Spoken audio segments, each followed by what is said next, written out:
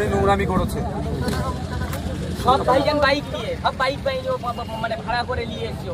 যদি প্রশাসন নিজে থেকে, উনি প্রশাসন কি বললো, অভিযোগ দায়ের করো। এই কদিন আগেই দিয়ালকে লেখাকে কেন্দ্র করে আমাদের ছেলেদের পায়ে হাড় ভেঙেছে, বলছে কোনো প্রশাসন নেওয়া হচ্ছে। এখনও কি বলছে, ঠিক আছে আমরা দেখছি প্রশাসন কাল পর্যন্ত কি করে। গাবতলায় আছি, ভাইজানের এখানে আছি। আমরা ইনজুরি রিপোর্টটা করে রেখে তারপরে বাড়ি যাবো, মানে আমাদের গণতান্ত্রিক পক্ষে আমরা জবাব দেবো। একে কি করবো ভাইজান, এখন বাড়ি গিয়ে ইনজুরি রিপোর্টটা করো।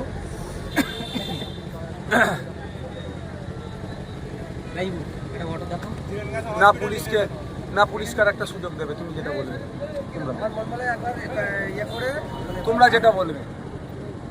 একবার রিপোর্টটা করে একবার কমপ্লেন করার দরকার।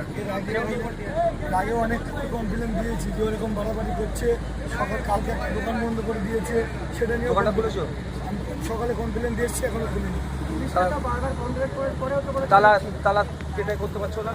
তালা ওটা আমি একজনকে জানিয়েছি, ও বললো আমি সন্ধ্যের মধ্যে খুলে দেবো, তারপরে এখানে ওটা নিয়ে কথা বলবে, কি করবে বলার রাখবে। এটা আমার মনে হয় ভাইজান এখন আমরা ইনজুরি রিপোর্ট করি আর কিছুক্ষণ সময় দিয়ে দেখা যায় যদি না হয়, কারণ এর আগে আমাদের 2-3টে এরকম সমস্যা হয়েছে। যদি ইনকেস যদি না হয় সমস্যা করে, তারপরে কিন্তু আমরা গণতান্ত্রিক প্রক্রিয়ায় আমরা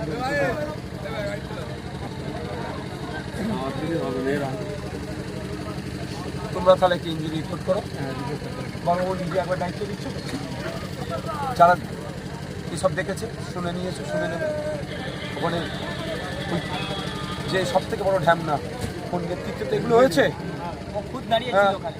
ও না সব যারা মিথ্যা, অন্য কারো নাম লিখবে না, যারা ছিল মেন ম্যানেজার। রবুল ভাইকে ডাকতে হবে। রবুল ভাইকে বাইক দাঁড় করিয়ে লাইট মুখি মেরেছে, মুখি মারিয়ে দাঁড় করিয়েছে। রবুল ভাই সরো জানে সব জিনিসটা। তারপরে অশান্তির সৃষ্টি দেখা গেল, কি বলবেন? পরিকল্পিতভাবে এখানকার যে লোকাল লাইনটা আছে সেটাকে বন্ধ করে দিয়ে কর্মী সমর্থক যারা যাচ্ছিল তাদের উপরে হামলা চালিয়েছে। এখানে শওকত মোল্লা সাহেবের নির্দেশে, খায়রুল ইসলামদের নেতৃত্বে খায়রুল ইসলাম সাহেব সেখানে দাঁড়িয়ে থেকে এই হামলা চালিয়েছে। প্রশাসনকে এটা হতে পারে আমি আগে জানানোর পরেও তারা অ্যালার্ট হয়নি, বরঞ্চ অভিযোগ যেখানে প্রশাসন দাঁড়িয়ে থাকার পরও তারা ইনঅ্যাক্টিভ ছিল। বড়বাবু এখানে এসেছিলেন, অনেক গল্প শোনাচ্ছেন, তো বড়বাবুকে বলছি যদি আমরা আইন হাতে তুলে নিই বিপদ হবে কি। উনি বলেছেন অভিযোগ দায়ের করুক, ব্যবস্থা নেব। এই ইতিপূর্বে চরিশ্বরে যে ঘটনা ঘটেছিল, যে আপনার ব্যবতাতে যে ঘটনা ঘটেছিল, অভিযোগ দায়ের করেছি, আমাদের কর্মীদের উপরে প্রাণঘাতী হামলা চালিয়েছে। এখনো পর্যন্ত ব্যবস্থা গ্রহণ করেনি প্রশাসনের পক্ষ থেকে, তারা দিব্যি ঘুরে বেড়াচ্ছে। এখন দেখা যাক, আমাদের কর্মীরা মেডিকেল করে জমা দিই।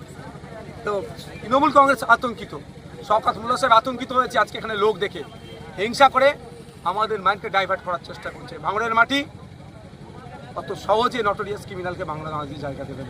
আর প্রশাসন যদি মনে করে এর বিরুদ্ধে ব্যবস্থা না গ্রহণ করে, তাহলে আমরা গণতান্ত্রিক প্রক্রিয়ার জবাব আমরা দেবো।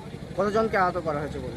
একাধিক মানুষ আহত হয়েছে, অনেকের গ্রামে পৌঁছে গিয়েছে, অনেকে মানে হেভি ইনজুর্ড এই ছেলেটি হয়েছে। কিন্তু মানে তৃণমূল কর্মী থেকে মানে অভিযোগ করছে যে ওদের জিসিবি গাড়ি ভাঙচুর করা হয়েছে। এটা তৃণমূলের তো নতুন নয়, পুরাতন। নিজেদের কর্মীদের মারধর করবে, হাতে একটু কেটে নেবে, মাথায় একটু চুল ছিঁড়ে নেবে, ইয়ে বলবে ভাইয়ে ভাইয়ে মারপিট হয়েছে, পারিবারিক অশান্তি হয়েছে, জমি জায়গা নিয়ে আইএসএফের ছেলেদের নামে মামলা করছে। এটা পুরাতন জিনিস, নতুন কিছু নয়। তাহলে আপনি এখন কি করবেন, কোথায় যাবেন? আমাদের যারা নেতৃত্বরা আছে তারা মেডিকেল করিয়ে আইনের দ্বারস্থ হচ্ছে, দেখা যাক প্রশাসন কী করে। নাহলে গণতান্ত্রিক পক্ষে আগামীকাল পরশুতে আছে। প্রশাসনের উপরে কি আস্থা আছে? দেখুন এখন যেভাবে চলছে আমি বলবো না, সাধারণ মানুষকে জিজ্ঞাসা করুন প্রশাসনের প্রতি কত আস্থা রাখতে পারবে।